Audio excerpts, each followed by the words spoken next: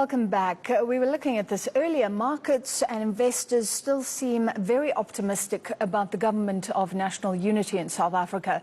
But there are mounting challenges for the multi-party government. The economy needs to grow. Jobs need to be created. Critical infrastructure has been lost and there's lots of rebuilding to do. The global ratings agency S&P has highlighted the significant obstacles that the government must overcome to revive growth and maintain fiscal discipline, basically not extending South Africa's debt too much. To discuss, we're joined by the Executive Director at the Centre for Development and Enterprise, Ann Bernstein. And thank you for being with us. How are you feeling about the government of national unity right now that we're seeing actual work starting to be done? I'm optimistic about the government for national unity. I think we're in the honeymoon phase, and it's critical that we build as much momentum as possible, not so much the talking, but actually getting things done. South Africa is in a very difficult position, and the exciting thing about the GNU is that there is a sense of hope and possibility of getting more done and strengthening the reform momentum that has been there, but much too hesitant. So I think this is a big opportunity for the country, but as you saw, unemployment is going up. We're yet to see a real change in our economic growth prospects, and we have a lot of challenges that have to be dealt with. So the important thing is to prioritize what's going to be done and where we're going to put our resources. Is there a tension? Because the ANC and the DA have found each other at a national level, but there was no agreement in Gauteng. And we saw recently that the ANC is working with every party in Johannesburg except the DA. Is it problematic to you that there will be sort of hostilities maybe at a municipal level and then everybody's meant to be collegial at a national level? Or could that work? There's a lot to say about that. I've been saying that, in a sense, the Gauteng region is in rebellion against the president and the GNU type approach.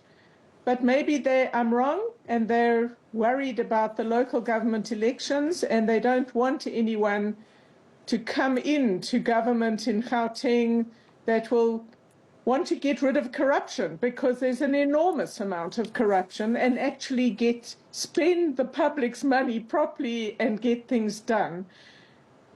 I'm very worried about Johannesburg. We've said for a long time that the cities are the arenas for growth in the country and for opportunity and for providing hope for many people who've been excluded for so long. But Johannesburg is in desperate decline, and it's extremely worrying. The political musical chairs last Friday do not fill me with hope, and I think one has to reconsider a lot of the parties that are prepared to go in without a new program of action, and essentially we have the same group of people running the city in large respects without the kind of skills or capacity to make a difference. And we really have to focus on Johannesburg. It is a national issue, and it should be the most important city in the subcontinent, and we're allowing infrastructure to go down and services to decline, and there is no vision or leadership or competence that we can see so far. So I think Johannesburg is extremely worrying, and that the GNU needs to add this to their list of priorities for action. Yeah, many calling for a very credible plan in Johannesburg. Looking nationally again, the Home Affairs Minister... I don't want a plan, Francis. Sure. I don't think we need a plan. There are lots of plans. There are economic development plans all over the country. Consultants have been paid lots of money to develop plans that are never implemented.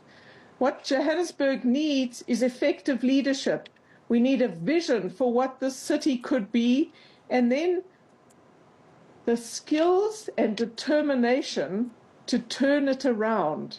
And that is going to be the real test for this, All right. the group of people who are now in charge. But I don't want a plan or a fancy document. I'm interested in how we're going to turn things around and make this the dynamic city that it should be. All right, thank you for that. Then the Home Affairs Minister was speaking in Parliament, saying there are systemic problems. He said it's in crisis, talking about the Libyan nationals who got into this country without producing any documentation. They were given handwritten visas in Tunis. It's amazing, but do you agree with our earlier guest that you need to start facing what is wrong? It starts there.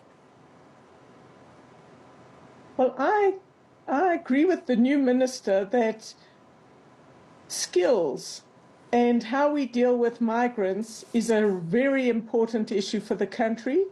We desperately need skilled people, we need to control our borders, and we need a strategy on how to deal with unskilled people who come into the country illegally.